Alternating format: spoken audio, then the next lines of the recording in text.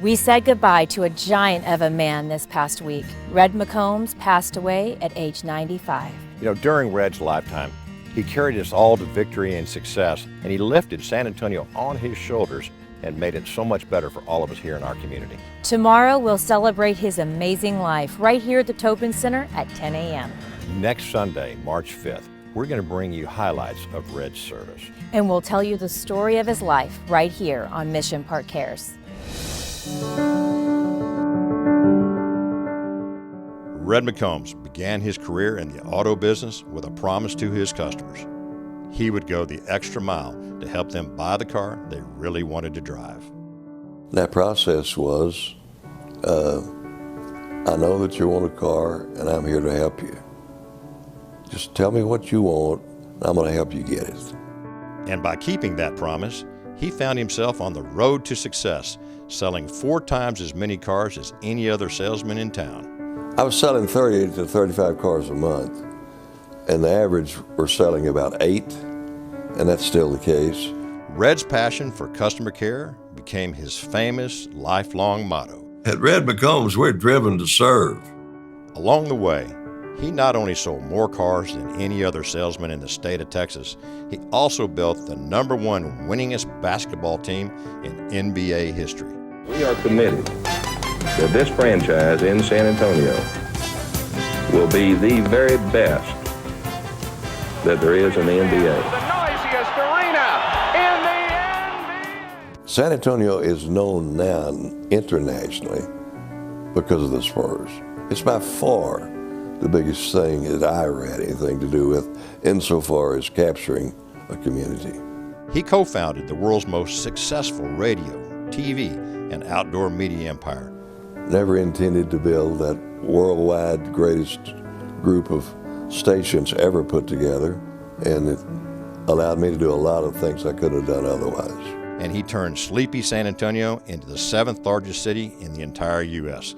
with a 250-year anniversary party called Hemisphere 68. Those are just a few of Red's personal achievements. I want to win my turf, and if you're on the next corner, I'm going to beat you, and which I usually do.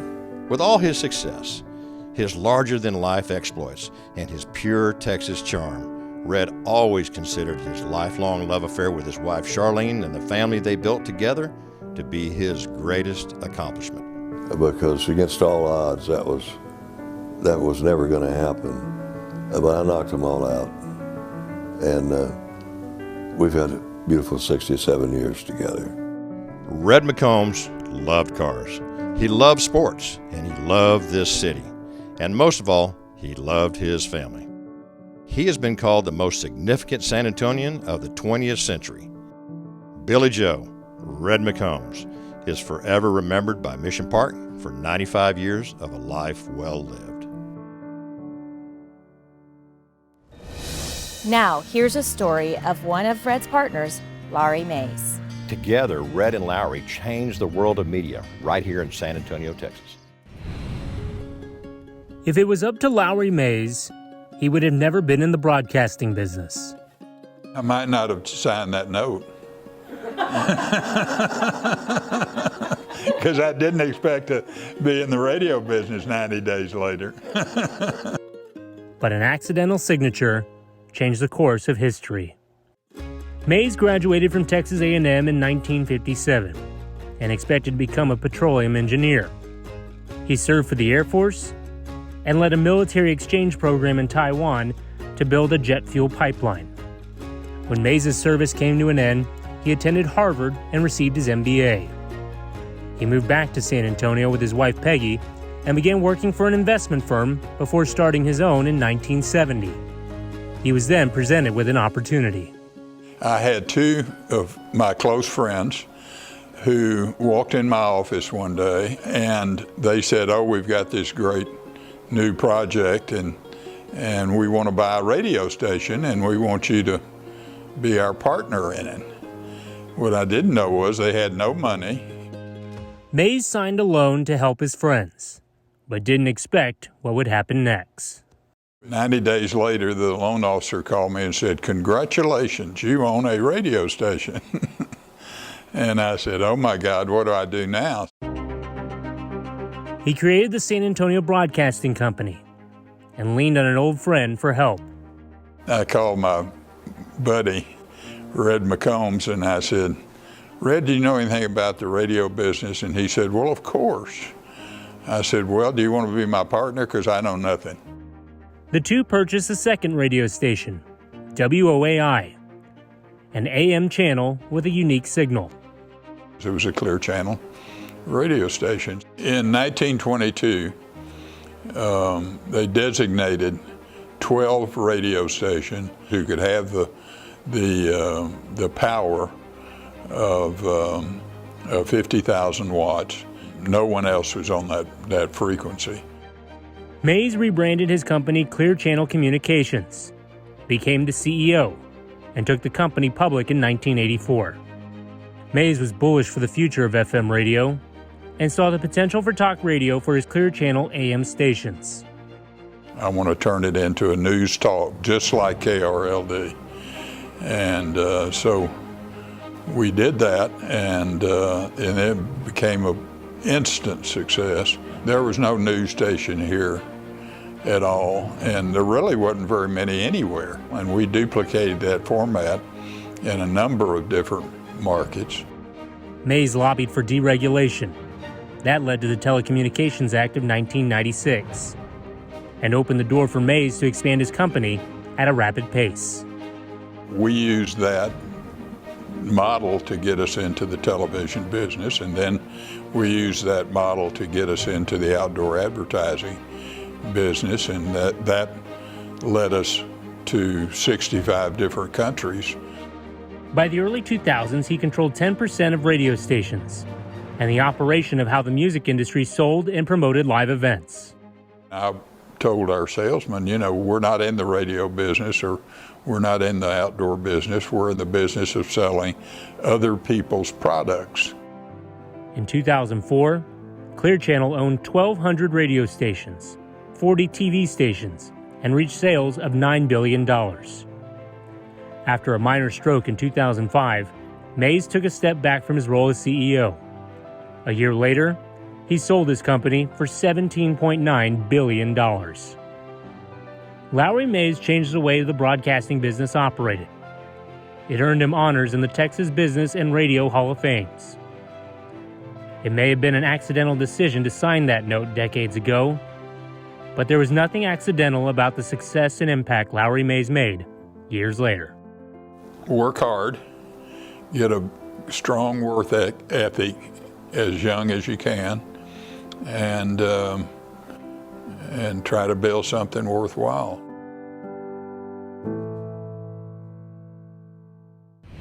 San Antonio has been the home to many life-changing leaders. Here's the story of one of those fantastic leaders who made life better for all of us, Lila Cockrell. San Antonio isn't the city it is today without the guiding presence of Lila Cockrell. San Antonio, I think, is a very unique city. And I'm not sure I could have done what I did in some other city at the time. A pioneer in public service and a visionary for the modern growth of the Alamo City. Lila Cockrell was born on January 19, 1922. She married Sidney Cockrell Jr. 3 weeks after graduating from college.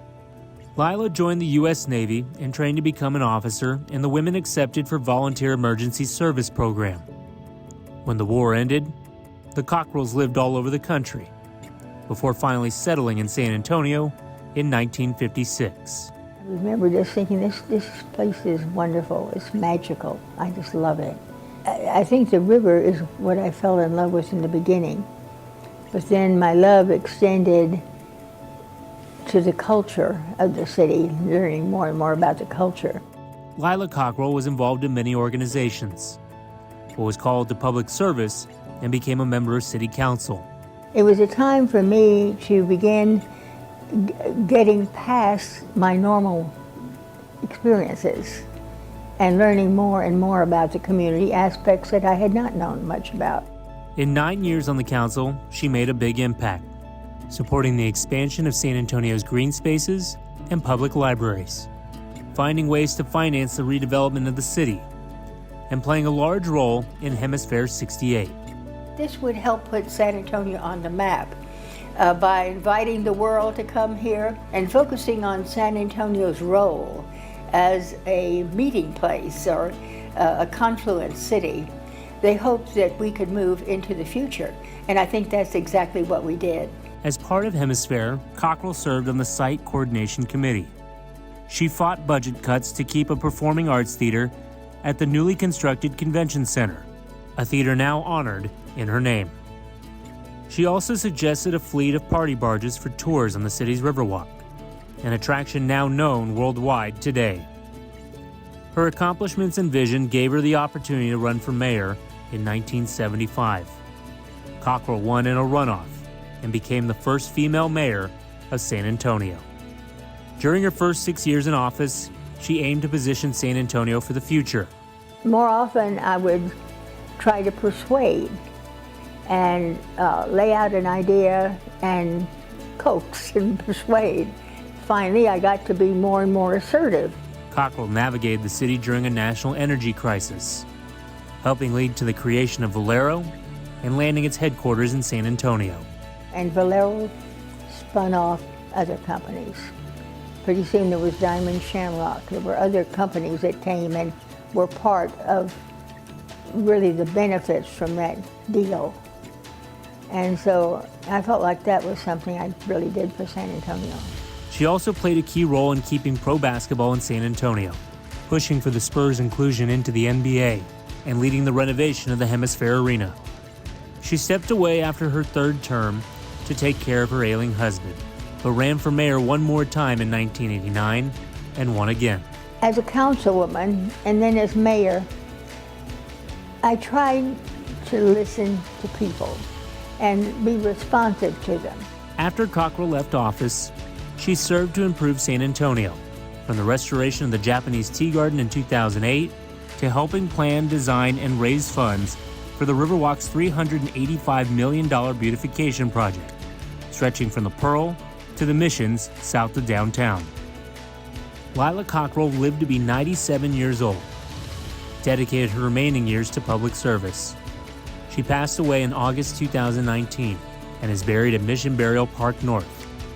Lila Cockrell, a trailblazer, a visionary, and forever remembered at Mission Park. When it comes to celebrating lives of San Antonians, here's a man whose head was in the clouds. Check out the story of Dee Howard. One of the real pleasures of engineering is to do something that is long overdue that really makes a difference. Dee Howard has done more than just make a difference. He's changed the way how people fly the skies for the better, and his impact is still felt today. Howard was born in 1920, grew up in San Antonio. His first job was working on automobiles, but his curiosity sparked a new interest, the world of aerospace technology. He became an apprentice for Braniff Airways. At the same time, he trained to become a civilian pilot. When World War II came to an end, Dee joined a new company called Slick Airways. They became the first post-war all-cargo airline and one of the first businesses based out of the newly opened San Antonio Municipal Airport. Part of Dee's job was conducting the modification program to convert military C-46 cargo aircraft for commercial use. Dee thrived in this role, but when Slick relocated to California, he chose to stay in San Antonio. He founded his own company at the age of 27, Howard Aero. Located in a small one-room building at the San Antonio airport, the company quickly took off, becoming one of the most successful aircraft maintenance and modification companies post-World War II, and the largest manufacturing company in San Antonio. One of Howard Aero's most impactful projects was modifying and remanufacturing the Lockheed Ventura medium bomber. It was transformed into a long-range business aircraft, eventually known as the Howard Super Ventura. That model spawned off other versions of the plane, from the Howard 250 to the Howard 500 model. But that wasn't the only project Dee had a role in. Dee Howard is truly a vanguard of aviation excellence. Howard hired two future aircraft innovators to his growing company, Ed Swearingen and Bill Lear Jr. In the early 1960s, he worked with Lear in developing the first business jet aircraft. Dee produced the first full-scale mock-up of the Learjet, right here in San Antonio. With these new business jets becoming popular, Dee realized there was a better way to slow down corporate jet aircrafts after landing. He designed and produced the first thrust reverser, then later began manufacturing these parts in San Antonio, under his newly formed business called the Dee Howard Company. One of the world's largest aerospace companies. An engineering company with a focus on maintenance and overhaul services for business and large commercial jet aircraft. Dee is recognized internationally for advancing the state-of-the-art in business aircraft. His role in the field of aviation played into the growth of the San Antonio International Airport. A portion of the South Terminal Drive bears his name today. More than 40 U.S. and foreign patents are issued in his name for aviation and automotive products. One of his final engineering contributions was the Howard Precision Steer Wheel Control System, which improved highway safety for heavier vehicles. Dee retired in 2006. 3 years later, he passed away at the age of 88. He's now buried at Mission Park Dominion. Dee Howard, an aviation entrepreneur and pioneer, and forever remembered at Mission Park. A week from now, we celebrate the Battle of the Alamo. And here's a story of two ladies who worked so hard and tirelessly to save the cradle of Texas liberty. We all remember the Alamo. Today it stands as a symbol of Texas pride in downtown San Antonio, visited by millions each year. We all know about the famous battle that took place there in 1836. Yet few know about the fight that continued 70 years later. A fight for legacy, to honor those who died. After the Battle of the Alamo, the mission's iconic chapel was purchased by the state of Texas from the Catholic Church in 1883. It was then given custody to the city of San Antonio. Next to the chapel were the Long Barracks, a place many believe the defenders of the Alamo retreated during the siege. That property wasn't owned by the city or the state. Instead, a grocery store owned by Hugo and Schmelzer stood in its place. As time went on and San Antonio grew, the chapel was neglected, and the land where the barracks once stood was coveted by real estate developers. That's where Adina de Zavala steps in. The local school teacher was the granddaughter of Lorenzo de Zavala, the first vice president of the Republic of Texas. De Zavala described herself as a jealous lover of Texas history. She was a strong proponent for a statewide recognition of Texas Independence Day. But her biggest project was saving San Antonio's 5 Spanish missions, including the Alamo. In 1887, she created a group called the De Zavala Daughters, a group dedicated to preserving Texas history, and later a chapter of the Daughters of the Republic of Texas. De Zavala led a fundraiser to buy the site where the Long Barracks once stood. That's when she met Clara Driscoll. Driscoll came from a wealthy family. She went to school in Europe and fell in love with the rich history preserved there. When she returned to Texas and moved to San Antonio, she was in shock of the condition of the Alamo and decided to join De Zavala's fight. In 1903, a hotel syndicate eyed the Long Barrack property. That's when Driscoll decided to take matters into her own hands and paid Hugo and Schmelzer $75,000 for the property. In 1905, the state of Texas reimbursed Driscoll for the property and assigned custodianship of the Long Barracks and the Alamo Chapel to the Daughters of the Republic of Texas.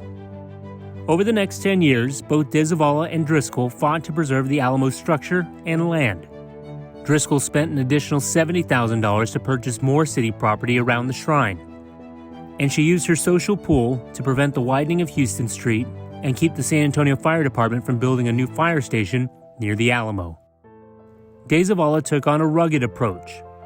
After the Daughters of the Republic of Texas considered tearing down the Long Barracks to build a park, De Zavala locked herself inside the old grocery store warehouse, claiming the building covered the original structure.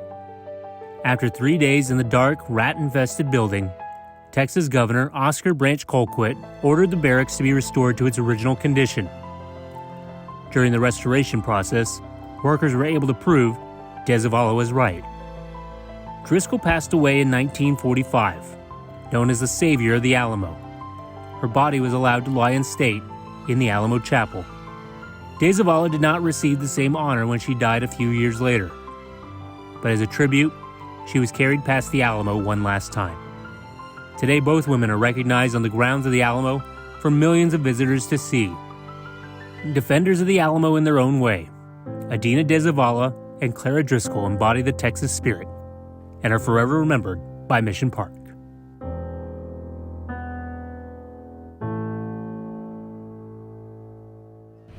Thank you for joining us today on Mission Park Cares. And tomorrow we celebrate the incredible life of Red McCombs right here. Visit missionparks.com for more details on the service. And remember, we always love you. And at Mission Park, it's our mission to care.